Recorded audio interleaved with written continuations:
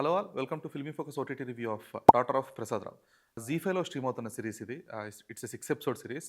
ఇంతకుముందు జీ5లో రెక్కీ అనే ఒక వెబ్ సిరీస్ తీసి మంచి పేరు తెచ్చుకున్న కృష్ణ ఈ సిరీస్ కూడా దర్శకత్వం వహించారు. Child artist and actress Vasanthika, Uday Bhanu, Rajeev Kanakala and Gayathri Bhargavi ఈ సిరీస్లో కీ రోల్స్ ప్లే చేశారు. బేసిక్గా ఇది ఒక డ్రామా, కాకపోతే ఇందులో మంచి థ్రిల్లింగ్ ఎలిమెంట్స్ కూడా ఉన్నాయి. బేసిక్గా వెబ్ సిరీస్లకి ఎప్పుడు కూడా ఒక స్ట్రాంగ్ థ్రెషోల్డ్ పాయింట్ ఏంటి అంటే కాన్ఫ్లిక్ట్ పాయింట్ అనమాట. సో, ఆ కాన్ఫ్లిక్ట్ పాయింట్ అనేది ఎంత సెన్సిబుల్‌గా, ఎంత సీరియస్‌గా ఉంటే అంత బాగా ఆడియన్స్ కనెక్ట్ అవుతారు కదా! 'డాటర్ ఆఫ్ ప్రసాదరావు'కి వచ్చేటప్పటికి ఆ కాన్ఫ్లిక్ట్ పాయింట్ అనేది అది కొంచెం సిల్లీగా అనిపిస్తుంది. అరే!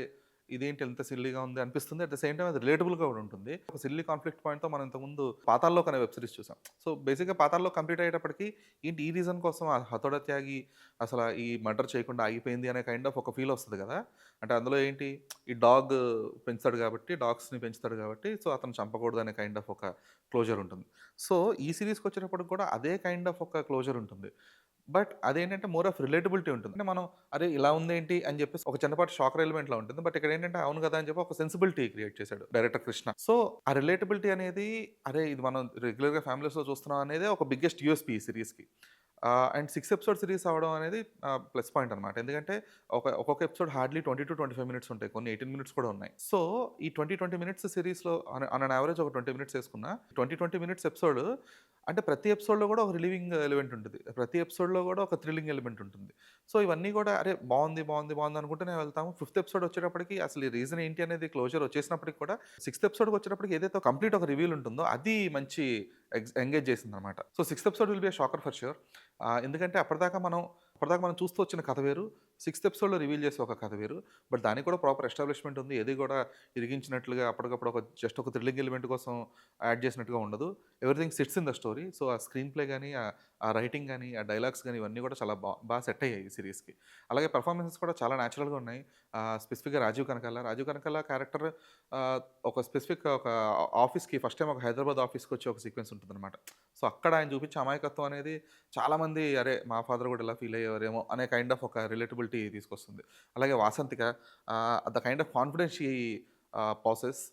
ఎందుకంటే చాలా కాన్ఫిడెంట్‌గా ఉంటుంది. అట్ ద సేమ్ టైమ్ చాలా వల్నరబుల్‌గా కూడా ఉంటుందనమాట. సో, ఈ కాన్ఫిడెన్స్ ప్లస్ ఆ వల్నరబిలిటీని ఆమె చాలా బాగా ప్రొజెక్ట్ చేసింది. అలాగే ఉదయ్ భానుని మనం ఇప్పటిదాకా అంటే ఆవిడ ఇంతకుముందు కూడా పోలీస్ రోల్ చేస్తున్నారు.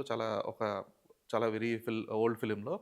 బట్ ఈ సీరీస్‌కొచ్చేటప్పటికి ఆవిడ ప్లే ప్లే చేసిన ఒక పోలీస్ ఆఫీసర్ రోల్ అనేది అంటే కొంచెం ట్రూ టు ద రియాలిటీ ఉండింది. అదేదో ఓవర్ ద టాప్ వెళ్ళిపోయి ఏదో సూపర్ కాప్ అనే కైండ్ ఆఫ్ ఇది కాకుండా ఒక ఒక రెగ్యులర్ పోలీస్ ఆఫీసర్. కాపోతే obviously there are cinematic liberties. But still ఆవిడ పెర్ఫార్మన్స్ గాని ఇదంతా కూడా బావుందనిపించింది. అంటే ఆవిడ పెర్ఫార్మన్స్ గాని, ఆవిడ స్క్రీన్ ప్రెజెన్స్ కానీ ఇదంతా కూడా బావుంది. అండ్ సీరీస్‌కి ఏదైతే వాల్యూ కావాలో ఆ వాల్యూ యాడ్ చేసింది. అలాగే బిందు చంద్రమౌళి మదర్ క్యారెక్టర్ ప్లే చేశారు.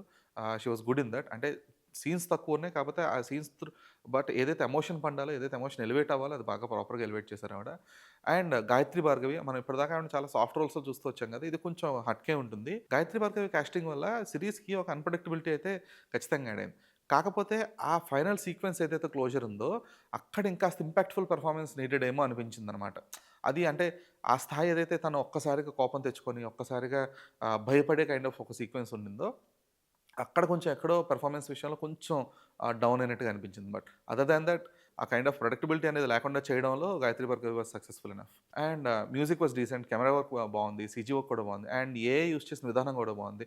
ఎందుకంటే మనం ఈ మధ్య కొన్ని సినిమాల్లో, వెబ్ సీరీస్‌ల్లో ఏఐ యూజ్ చేస్తుంటే అంటే తెలిసిపోతది ఖచ్చితంగా ఏఐ అనేది. కాకపోతే అదేంటంటే మరీ ఎబ్బెట్టుగా ఉంటున్నాయన్నమాట. మరీ ఒక లెంతీగా 3 మినిట్స్, 4 మినిట్స్ సీక్వెన్సెస్‌కి లేదంటే బ్యాక్ స్టోరీస్ చెప్పినప్పుడు ఇలాంటి కైండ్ ఆఫ్ ఒక ఏఐ యూజ్ చేస్తూ కొంచెం చిరాకు పెట్టించారు చాలామంది మేకర్స్. బట్ ఈ సీరీస్‌కొచ్చేటప్పుడు డైరెక్టర్ కృష్ణ చాలా ప్రాంప్ట్‌గా ఒక చిన్న ట్రాన్సిషన్ ఉంటుంది. Character transitions. ఆ క్యారెక్టర్ ట్రాన్సిషన్స్‌కి మాత్రమే ఏఐ యూజ్ చేశారు. అది was good. And director Krishna చాలా రిలేటబుల్‌గా రాసుకున్నారు స్టోరీని. అంటే 'రెక్కీ' అనేది series one of my favourite series. ఎందుకంటే ఆ సీరీస్ చూస్తున్నప్పుడు ఏదైతే క్యారెక్టర్ రివలేషన్స్ వస్తాయో అవన్నీ కూడా అరే! ఇదేంటి ఇలా కూడా ఆలోచిస్తారా? లేదంటే అసలు సమ్మెట గాంధీని ఈ రేంజ్‌లో ఒక పెర్ఫార్మన్స్ చేస్తారా? లేదంటే ఈ రేంజ్‌లో ఆయనతో ఒక పెర్ఫార్మన్స్ చేయించగలరా? క్యారెక్టర్ రాయించగలరా? అనే కైండ్ ఆఫ్ ఒక థాట్ ఎలాగైతే వచ్చిందో, ఈ సీరీస్ చూస్తున్నంత సేపు అంటే not comparing to 'Recce' but అదే స్థాయి ఇంపాక్ట్ ఈ సీరీస్ కూడా కలిగించిందనమాట. అండ్ ఈ సీరీస్‌కి డైలాగ్స్ అమ్మాయి కూడా అంటే చాలా పెద్ద పెద్ద డైలాగులు ఏం లేకుండా మినిమల్ డైలాగ్స్‌లోనే ఇంపాక్ట్‌ఫుల్‌గా ఉన్నాయి.